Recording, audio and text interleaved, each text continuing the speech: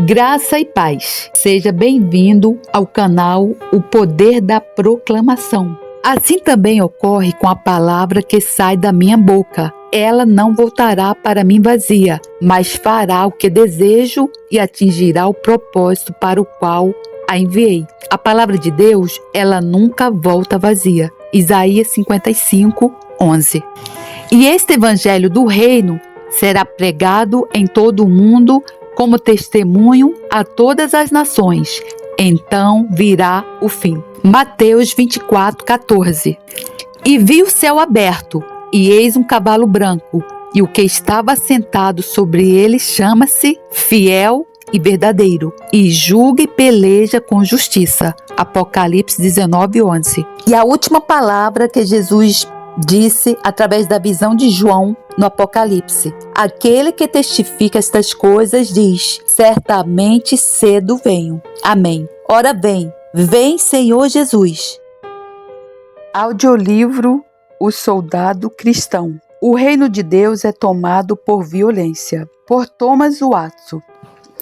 Ainda que o negócio da piedade pareça difícil a princípio, quando entramos nele é agradável. Quando as rodas da alma são lubrificadas com graça, o cristão se move em piedade com facilidade e prazer. Segundo o homem interior, tenho prazer na lei de Deus. Romanos 7:22. O jugo de Cristo inicialmente parece pesado, mas quando está fixado é leve. Servir a Deus, amar a Deus, desfrutar de Deus é a mais doce liberdade do mundo. Os poetas dizem que o topo do Olimpo está sempre quieto. A subida da rochosa colina do céu é difícil para a carne e o sangue no início, mas quando chegamos ao topo, há paz e deleite. Vemos uma paisagem agradável e estamos prontos para clamar como Pedro no monte da transfiguração. Bom estarmos aqui. Mateus 17:4. Que maná escondido encontraremos? É a antecipação ou o antegozo da glória. Mas se eu me colocar no violento exercício da piedade,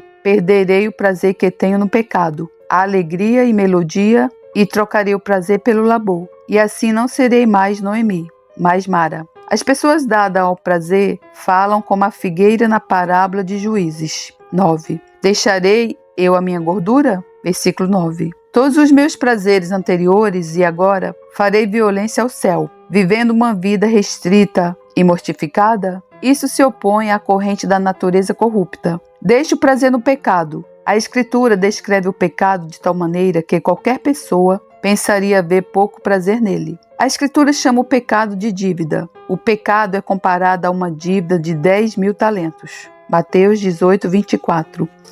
Um talento de ouro entre os hebreus era avaliado em quase 4.000 libras. 10.000 talentos é uma figura de linguagem para expressar quão grande dívida é o pecado. E você chama isso de prazer? Há algum deleite para um homem ou está endividado? A Escritura chama o pecado de doença. Toda a cabeça está enferma. Isaías 1:5. É algum deleite estar doente? Mesmo que nem todos sintam essa doença, quanto menos a enfermidade é sentida, mais mortal ela é. A Escritura compara o pecado a veneno e fel. Deuteronômio 29:18. Produz um remorso amargo na consciência. O pecado fere o homem com ira. E você chama isso de prazer? Certamente você fez do amargo doce. Isaías 5:20. Os prazeres do pecado satisfazem apenas os sentidos do homem, e não a alma. Os prazeres são chamados de carnais, porque deleitam apenas o corpo. Quão absurdo foi aquele discurso do rico do Evangelho, quando, ao falar de seu estoque de bens e dos celeiros estarem cheios, disse: alma, descansa e folga. Lucas 12:19. Ele poderia ter dito de modo mais apropriado: corpo, descansa e folga, pois a alma nunca ficou melhor por causa das riquezas, nem poderia sentir qualquer deleite nelas. Embora os celeiros estivessem cheios, a alma estava vazia. Portanto, quando Satanás lhe disser: se usar violência a favor do céu, você perderá todos os prazeres, pergunte a ele: que prazeres são esses, Satanás? Como agradam apenas os sentidos, não deleitam a mente, eles não confortam a consciência. É nessas delícias que animais irracionais distinguem-se de mim. Dos prazeres açucarados no pecado, as Escrituras dizem que são apenas por um pouco de tempo. Hebreus 11:25. São como palha no fogo, criam uma chama, mas rapidamente se extinguem. O mundo passa e a sua concupiscência. 1 João 2,17. Passa depressa como um navio à vela.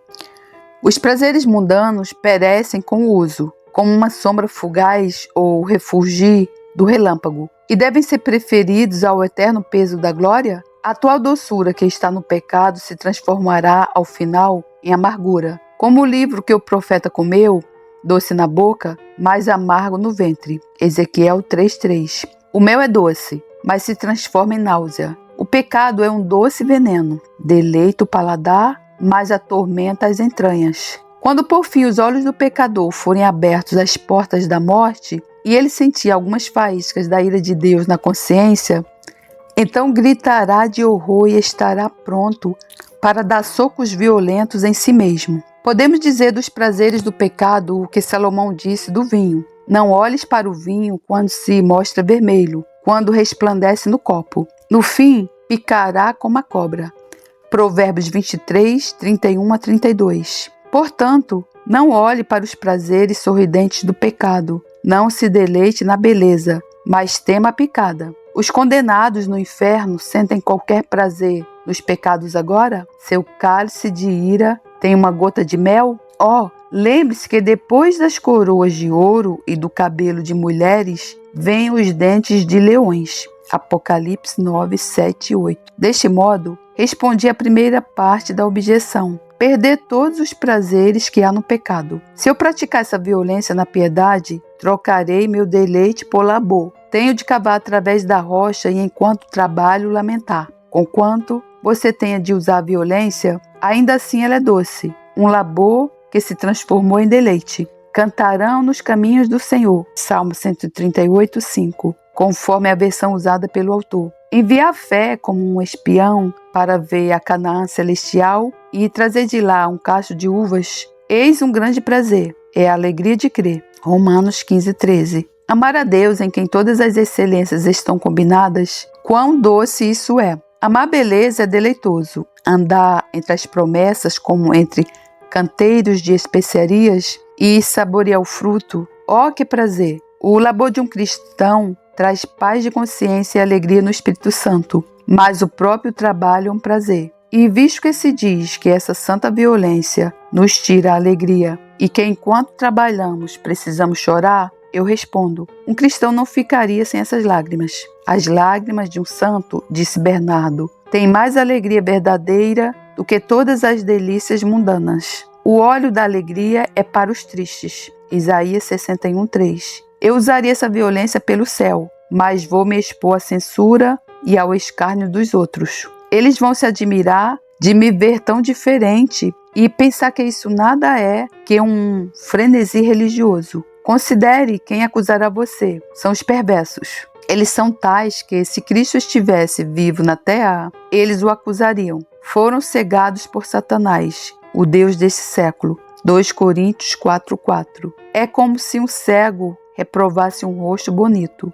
Do que eles acusam você? De fazer violência ao céu. É uma vergonha trabalhar por um reino? Diga-lhes que você está fazendo a obra que Deus estabeleceu. Melhor que o acusem por trabalhar na vinha do que Deus amaldiçoá-lo por não trabalhar. Jesus Cristo foi difamado por sua causa. Ele suportou a vergonha da cruz. Hebreus 12, 2. Segundo a versão usada pelo autor. E você não ficará contente em suportar censuras por ele? Essas são apenas as lascas da cruz, que antes devem ser desprezadas do que colocadas no coração. Se eu usar essa santa violência e me tornar religioso, perderei os lucros anuais que meu pecado trouxe. Como Amazias disse, que se fará, pois, dos 100 talentos de prata que dei às tropas de Israel. 2 Crônicas 25, 9. Algum lucro no pecado? Alguém já prosperou nesse negócio? Na ocasião em que você fizer o acerto de contas,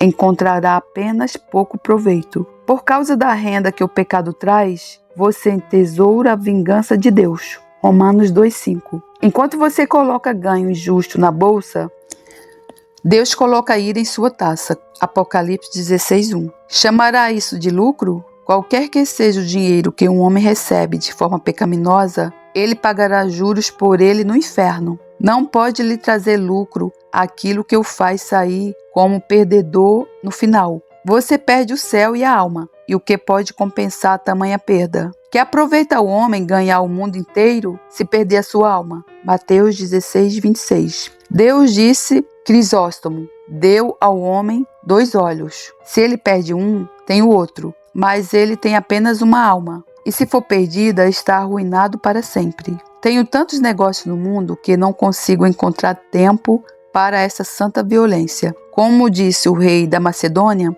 quando lhe presentearam com o livro que tratava de felicidade, não tenho tempo livre para isso. Veja a loucura dessa objeção. Afinal, qual é o principal objetivo da vida se não cuidar da alma? E os homens dizerem estar tão imersos no mundo que não podem cuidar da alma é o que há de mais absurdo e irracional. É fazer com que o maior dê lugar ao menor, como se um agricultor dissesse que está tão ocupado cuidando de seus passatempos que não tem tempo para orar ou semear. Qual é a sua ocupação senão arar? Que desvario é ouvir homens dizerem que estão tão ocupados com o mundo que não têm tempo para a alma. Deus encontrou tempo para pensar em sua salvação? Jesus Cristo encontrou tempo de vir ao mundo e está aqui 30 anos para cumprir o grande desígnio de sua redenção. E você não encontra nenhum tempo para buscá-la? A obtenção de um pouco de dinheiro é o que obstrui a violência pelo céu? Seu dinheiro vai perecer com você. Você consegue encontrar tempo para seu corpo, hora para comer e para dormir, e não encontra tempo para sua alma? É capaz de encontrar tempo para usar em recreação e nenhum tempo para usar em prol de sua salvação? Pode encontrar tempo para visitas fúteis e nenhum tempo para visitar o trono da graça?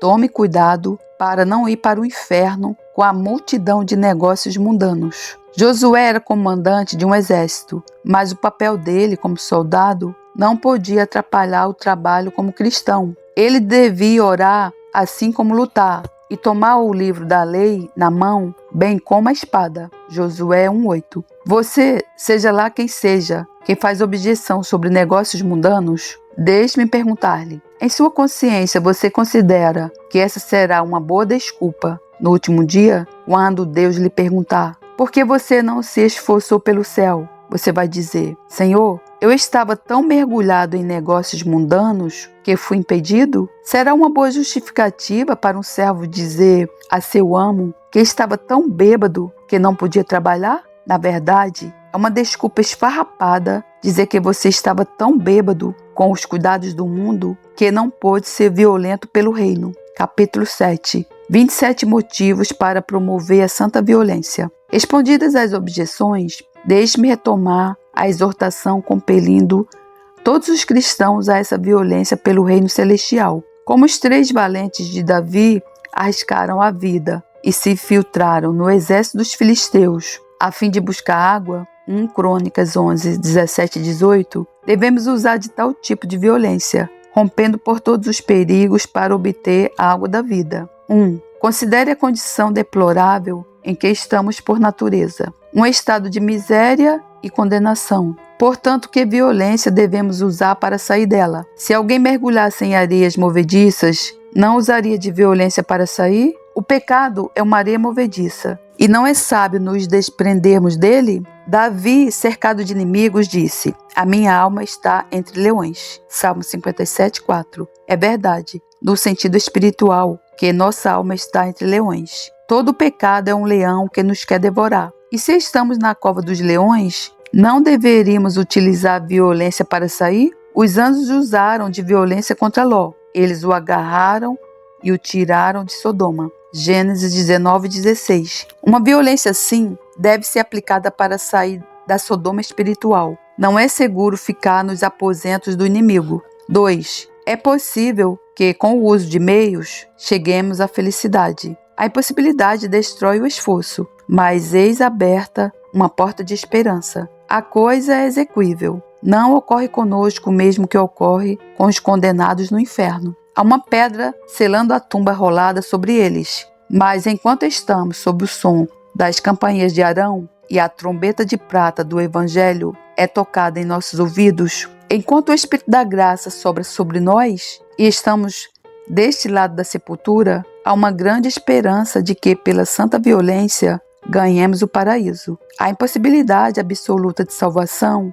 é apenas para aqueles que cometeram o pecado imperdoável contra o Espírito Santo e não podem se arrepender. Mas quem são esses? É um segredo selado no livro de Deus. Todavia, aqui é um grande encorajamento para todos serem sérios e zelosos nos assuntos da eternidade, porque até agora estão na possibilidade da misericórdia. Nenhuma sentença final foi dada até então. Deus ainda não ergueu a ponte levadiça da misericórdia. Embora a porta do paraíso seja estreita, ela não está fechada. E isso deve ser como óleo para as rodas e nos tornar animados e ativos no negócio da salvação. Portanto, como o agricultor lavra em esperança, Tiago 5,7, assim devemos orar e fazer todo o nosso trabalho pelo céu em esperança, pois a bandeira branca da misericórdia ainda está sendo exibida. Enquanto houvesse trigo no Egito,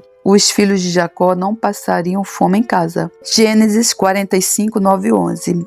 Assim, há um reino a ser obtido, portanto, não vamos passar fome em nossos pecados por mais tempo. 3. Essa violência pelo céu é o grande negócio de nossa vida. Para que mais viemos ao mundo? Não foi apenas para comer e beber e usar roupas finas, mas o fim de nossa vida é sermos violentos pelo reino da glória. Caso apenas o corpo devesse ser cuidado, seria como polir a bainha e deixar a espada enferrujar, preservar a lenha e deixar que a criança seja queimada. Deus nos envia ao mundo como um mercador envia mercadoria para ser negociada além mar. O Senhor nos mandou para cá a fim de seguir um ofício espiritual, servi-lo e salvar nossa alma. Se gastarmos todo o tempo, ora agindo, ora nada fazendo, vestindo o mimado nosso corpo ou em visitas fúteis, daremos apenas um triste relatório a Deus, quando Ele nos enviar a carta de convocação mediante a morte e nos convidar a prestar contas de nossa mordomia. Não seria muito culpado o homem a quem foi dada uma grande quantidade de madeira para construir uma casa e ele apenas cortasse toda essa boa madeira em lascas? Isso é o que ocorre com muitos. Deus lhes dá um tempo precioso para que busquem um reino e eles desperdiçam esse tempo de vida e cortam-no todo em lascas. Que isso provoque a violência nas coisas de Deus. É a principal missão de nossa vida aqui. E podemos cruzar o mundo e esquecer nossa missão? 4. Quão violentos são os ímpios nos caminhos do pecado, violentos em prol de suas concupiscências malignas. Seus pés correm para o mal. Provérbios 1,16. Violentos em favor de suas concupiscências impuras. Aminon fez violência à sua irmã. Ele atendeu à própria luxúria, embora isso lhe tenha custado a vida. 2 Samuel 13. Os pecadores se cansam no penoso trabalho do diabo. Eles andam se cansando em proceder perversamente. Jeremias 9,5. Estão sem fôlego por perseguir o pecado. Pelos seus ídolos andam enfurecidos. Tão violentos eram os judeus que não poupariam gasto algum em sua adoração idólatra. Gastam o ouro da bolsa. Isaías 46:6. Estavam inclinados à idolatria com tanto ímpeto que sacrificariam filhos e filhas a seus deuses ídolos e edificaram os altos de Baal para fazerem passar seus filhos e suas filhas pelo fogo. Jeremias 32:35. Os homens foram violentos assim a favor de suas concupiscências e de seus ídolos. E não seremos violentos em prol de um reino? Você agora, enxertado em Cristo, quão violento talvez tenha sido antes do mal, como outrora se gastou de forma pecaminosa. Quem sabe até como Paulo, que antes da conversão respirava ameaças e mortes contra os discípulos do Senhor. Atos 9:1. É possível que tenha sido violento em atrair outros ao pecado, sendo um tentador para eles, e talvez alguns deles a quem você seduziu para o pecado estejam agora chorando por causa no inferno e dizendo que nunca teriam ido para lá se não fosse por seu exemplo. Tal consideração não deveria humilhar você? Torná-lo mais violento na piedade para que traga alguma glória a Deus antes de morrer? Não deveria ser tão diligente para salvar almas como foi para condená-las? Se vivesse até a idade de Matusalém, você nunca poderia fazer a Deus serviço suficiente pela desonra que lhe causou. 5. Essa santa violência tem muito deleite misturado com ela. Os seus caminhos são caminhos de delícias. Provérbios 3,17. Embora o caminho da piedade tenha espinhos, em relação à perseguição, está cheio de rosas, se comparado à paz interior e ao contentamento que a alma nele encontra. Um homem violento a favor de seu divertimento, mas há nele um deleite interior que adoce essa violência. São Paulo fez da piedade sua diversão. Segundo o homem interior, tem o prazer na lei de Deus. Romanos 7,22. No grego, toma o prazer. Não só o próprio céu é um deleitoso, mas também o caminho para lá. Que deleite arrebatador uma alma graciosa tem na oração. Eu os alegrei na minha casa de oração. Isaías 56,7. Que prazer na santa contemplação. Um cristão tem tantas influências do Espírito e se depara com tantas transfigurações de alma que ele se considera um pouco no céu. Servir a Deus é como colher especiarias ou flores. Há nisso algum trabalho, mas a obra é recompensada com deleite. O caminho do pecado tem amargura. Os ursos, enquanto lambem o mel, são picados pelas abelhas. Do mesmo modo, enquanto os homens estão seguindo suas concupiscências, eles têm estorvos de consciência, que são uma amostra do inferno. Melhor faltar o mel do que sofrer essa picada. Mas a violência pelo céu é temperada com alegria, tal que não é trabalho, mas prazer. 6. A violência e a atividade do Espírito na piedade põem um esplendor sobre o cristão. Quanto mais excelente alguma coisa, mais ativa ela é. O sol é uma criatura gloriosa, como um herói. Ele corre o seu caminho. Salmo 19,5. Fogo, o elemento mais nobre, refulge vigorosamente. Os anjos são descritos com asas. Isaías 6,2, que é um emblema de sua rápida obediência. Quanto mais violentos formos na piedade, mais angelicais seremos. 7. Quão violento Cristo foi com respeito à nossa salvação. Ele esteve em agonia, passou a noite em oração. Lucas 6,2. Ele chorou, jejuou, morreu uma morte penosa. Ele se levantou violentamente da sepultura. Cristo foi tão violento por nossa salvação e não nos convém ser violentos. Nós que somos tão intimamente relacionados com isso, a violência de Cristo não foi apenas substitutiva, mas exemplar. Não se tratava apenas de apaziguar a Deus, mas de nos ensinar. Cristo foi violento ao morrer, a fim de nos ensinar a sermos violentos ao viver e crer. 8. Essa santa violência traz descanso. O movimento tende ao descanso. Resta ainda um repouso para o povo de Deus. Hebreus 4,9. Na verdade, há um movimento que não tende ao descanso. Aqueles que são violentos no caminho do pecado nunca descansam, e de dia e de noite serão atormentados para todo sempre. Apocalipse 20:10. Assim como são desprovidos de graça, serão privados de descanso. Mas a violência que um cristão faz leva ao repouso. Como viajante cansado se senta à noite e descansa. Volte, minha alma, para o teu descanso. Salmo 119:7. Santa violência é como o voo da pomba de Noé para a arca, onde encontrou sossego. 9. Se usarmos a violência de que somos capazes, Deus nos ajudará. Deus é o que efetua em vós tanto querer como efetuar, segundo a sua boa vontade. Filipenses 2:13. O Espírito nos ajuda em oração e, de igual modo, em todos os outros deveres de piedade. O Espírito ajuda as nossas fraquezas. Romanos 8:26.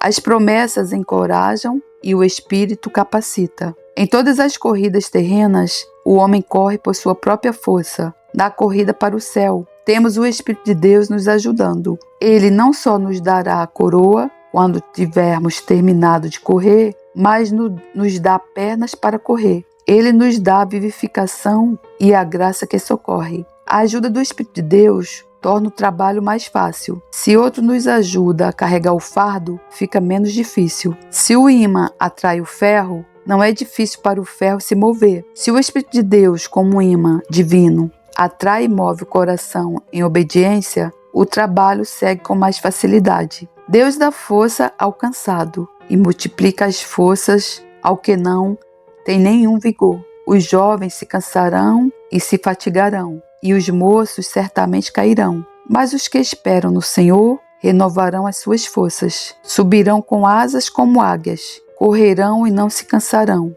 caminharão e não se fatigarão. Isaías 40, 29 e 31. 10. A bendita violência na piedade pode evitar muito pecado. Enquanto os homens estão ociosos na vinha, são presas de toda sorte de tentação. Nós não lançamos a semente em terra sem cultivo, mas Satanás semeia a maior parte de sua semente de tentação em corações que permanecem sem cultivo. Quando vê pessoas desempregadas, ele encontra trabalho para elas fazerem. Ele as incitará a um pecado ou outro. Dormindo os homens, veio seu inimigo e semeou joio no meio do trigo. Mateus 13, 25. Quando Satanás encontra homens em estado de sonolência, o tempo de sono deles é tempo de sua tentação. Mas pela santa violência, impedimos o projeto do diabo. Estamos tão ocupados com a salvação que não temos tempo para ouvir a tentação. São Jerônimo aconselhou um amigo a estar sempre bem ocupado para que, quando Satanás viesse com uma tentação,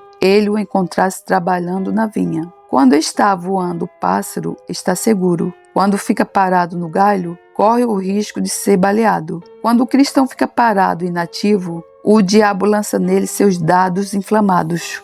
Vigiai e orai, para que não entreis em tentação. Mateus 26, 41. 11. Considere a loucura dos que são violentos pelo mundo, mas não pelo glorioso reino dos céus. Ai, quão insípidas são todas essas coisas pelas quais damos nosso suor e nossa violência. Elas não nos farão felizes. O rei Salomão extraiu a quintessência de todas as coisas terrenas e disse: eis que tudo era vaidade. Eclesiastes 2, 8, 11. As coisas terrenas pelas quais trabalhamos tanto são incertas. 1 Timóteo 6,17.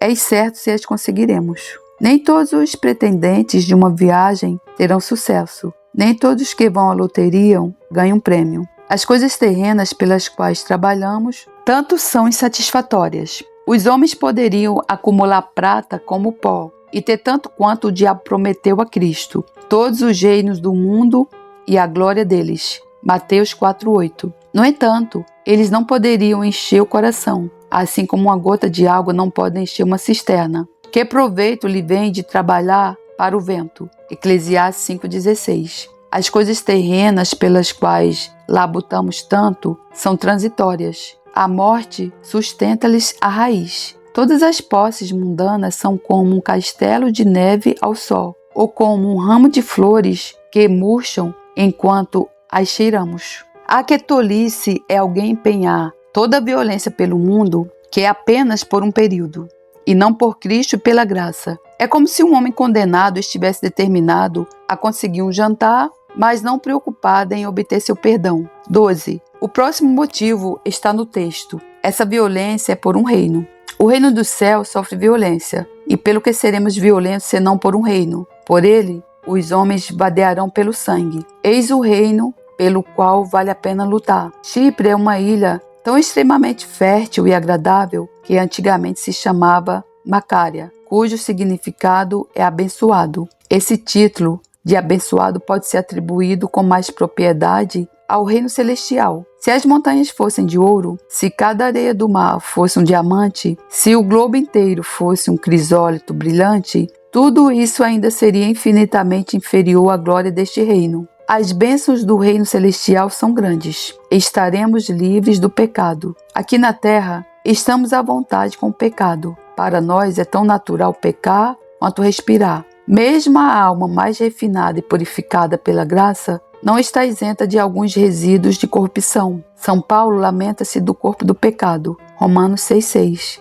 Aquele que é enxertado em Cristo ainda tem o paladar e a inclinação da oliveira brava. Mas quando subirmos ao reino celestial, o manto do pecado cairá. Esse reino é tão puro que não se mistura com nenhuma corrupção. Um pensamento pecaminoso não pode rastejar lá. Ali a beleza imaculada da luxúria e honra que não se enche de orgulho. Não entrará nela, na Nova Jerusalém, coisa alguma que contamine e cometa abominação e mentira. Apenas os que estão inscritos no livro da vida do Cordeiro. Apocalipse 21, 27. Nesse reino bendito estaremos livres dos assaltos do dragão vermelho. É triste ter Satanás todos os dias procurando-nos por meio de suas tentações e trabalhando para nos enganar e levar ao pecado. A tentação é a conspiração da pólvora do diabo para explodir a fortaleza real de nossa graça. Mas esta é a bendita liberdade do reino celestial. Nele, a tentação não é possível. A velha serpente está expulsa do paraíso. Nesse reino bendito estaremos livres de divisões. Neste mundo, as próprias tribos de Deus entraram em guerra. Efraim inveja Judá, e Judá irrita Efraim. A lança do soldado perfurou o lado de Cristo, mas as divisões dos santos perfuraram seu coração. Cristo orou para que todo o seu povo fosse um, como ele e o Pai são um. João 17, 21. Mas como os cristãos, por suas discórdias e animosidades, seguem com todo o poder para frustrar a oração de Cristo. No reino do céu, porém, está o perfeito amor, que, assim como lança fora o medo, também expulsa o conflito. Os cristãos que não puderem viver juntos tranquilamente aqui, naquele reino estarão unidos. Lá, Calvino e Lutero estão de acordo. Naquele reino celestial não haverá difamação ou calúnia mútuas, nem serão revolvidas as feridas pelas quais Cristo morreu para curar. Cristãos que não podiam orar juntos cantarão a uma só voz naquele coro glorioso. Não haverá uma corda dissonante, sequer na música dos santos. Nesse reino celestial estaremos livres de todas as aflições. Agora nossa vida está entrelaçada com problemas. Minha vida está gasta de tristeza e os meus anos de suspiros. A minha força decai por causa da minha iniquidade e os meus ossos se consomem. Salmo 31, 10. Há muitas coisas que causam inquietação. Às vezes, a pobreza aflige. Outras, a doença tortura. Por vezes, a indelicadeza de amigos parte o coração. Nossa vida, como os mares irlandeses, é cheia de tempestades. Porém, no reino dos céus, não há nada para causar tristeza. Lá tudo é sereno e calmo. Nada por dentro para perturbar ou por fora para molestar. As realezas e as excelências desse reino celestial são grandiosas. Podemos dizer do céu, como foi dito de Laís: examinamos a terra e eis que é muitíssimo boa, lugar em que não há falta de coisa alguma. Juízes 18, 7 a 10.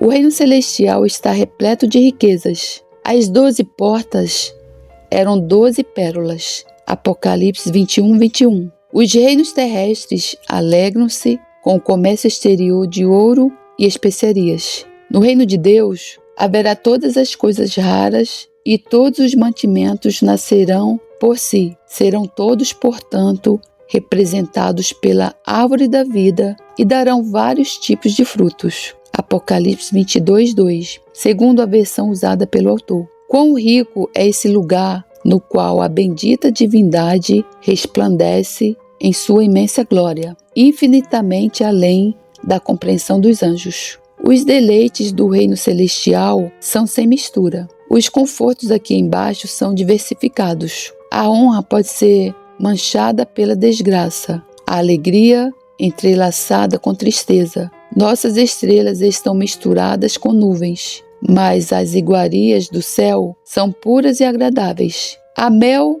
no qual não há nenhuma gota de fel. A fonte cristalina da alegria não tem sedimentos de tristeza no fundo. A rosa desse paraíso não tem espinhos. O sol, naquele horizonte, é sem eclipse. Esse reino lá do alto é durável. Suponha que os reinos terrestres fossem mais gloriosos do que são, que seus fundamentos fossem de ouro, os muros de pérola, as janelas de safira. Ainda assim, seriam corruptíveis. Farei cessar o reino. Oséias 1:4.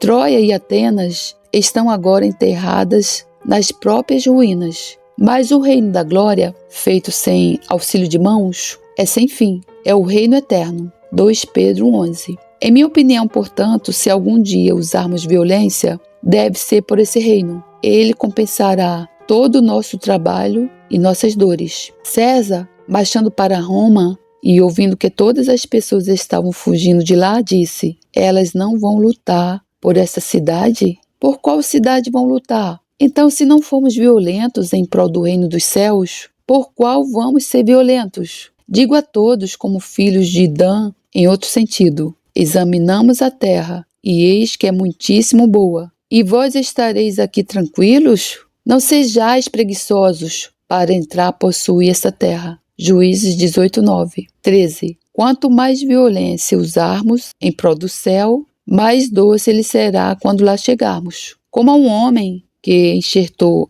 árvores ou plantou flores no jardim, é agradável rever e olhar seus labores. Assim no céu, quando nos lembrarmos dos antigos zelo e atividade pelo reino, isso intensificará o céu e lhe adicionará alegria. Pois um cristão pensar: tal dia eu passei examinando meu coração. Nesse dia eu estava chorando pelo pecado. Quando outros se divertiam, eu estava em minhas orações. Ora, perdi alguma coisa com essa violência? Minhas lágrimas são enxugadas, e o vinho do paraíso alegra meu coração. Agora desfruto daquele a quem a minha alma ama. Hoje tenho a coroa e as vestes brancas pelas quais tanto ansiei. Ah, quão agradável será para ele pensar: este é o céu pelo qual meu Salvador sangrou e eu suei. Balança enganosa é abominação para o Senhor, mas o peso justo é o seu prazer. Em vindo a soberba virá também a afronta, mas com os humildes está a sabedoria.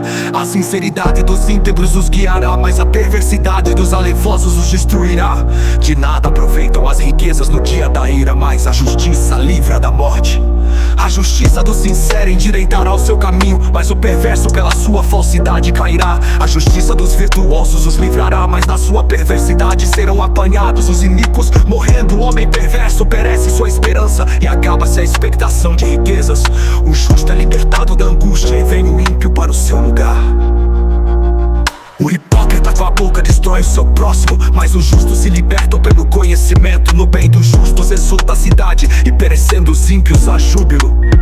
Pela bênção dos homens de bem a cidade se exalta, mas pela boca dos perversos é derrubada. O que despreza o seu próximo carece de entendimento, mas o homem entendido se mantém calado. O mexeriqueiro revela o segredo, mas o fiel de espírito o mantém em oculto. Não havendo sábios conselhos o povo cai, mas da multidão de conselhos a segurança. De certo sofrerá severamente aquele que fica por fiador do estranho, mas o que evita a fiança estará seguro.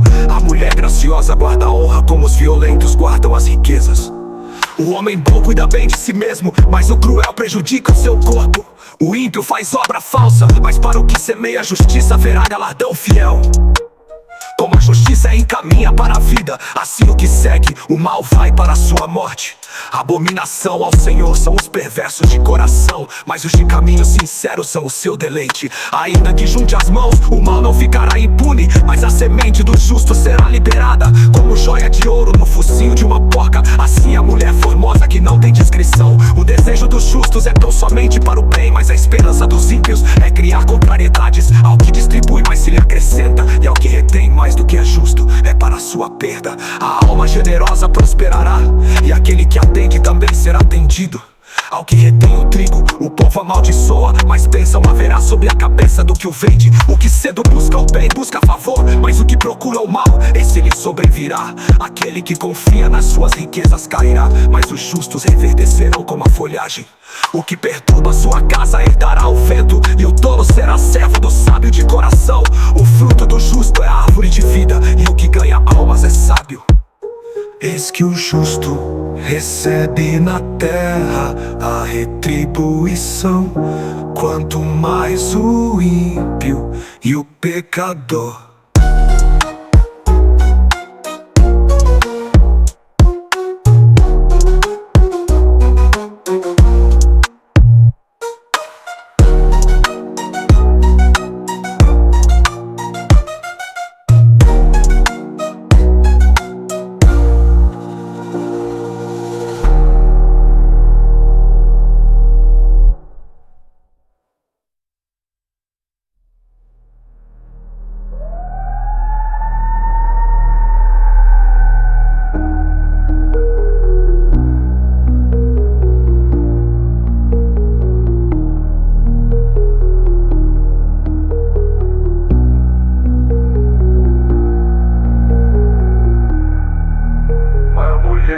graciosa guarda a honra como os violentos guardam as riquezas.